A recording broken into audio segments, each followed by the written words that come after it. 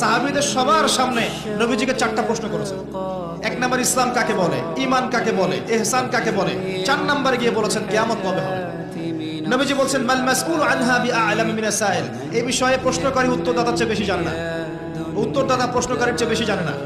তখন তিনি বলছেন তাহলে আলামত কিছু বলে দিন। জীবনের একদম শেষের দিকে নবী সাল্লাল্লাহু আলাইহি সাল্লাম কিয়ামতের মাত্র 2টো আলামত বলেছেন। কয়টা? 2টো। একটা হচ্ছে আনতালিদাল আমাতু রাব্বাতুহা, যখন দেখবে দাসী তার মনিবকে জন্ম দিচ্ছে, দাসী তার মনিবকে জন্ম দিচ্ছে, তখন কিয়ামতের অপেক্ষা করো। কিভাবে দাসী মনিবকে জন্ম দিতে পারে? পিতা মাতার সাথে দাস দাসীর মতো আচরণ করা হবে। হচ্ছে কি হচ্ছে না?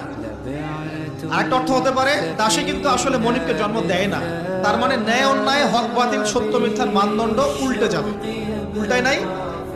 মানুষ সত্যবাদীকে মিথ্যাবাদী বলে না, এখন মিথ্যাবাদীকে সত্যবাদী বলে না।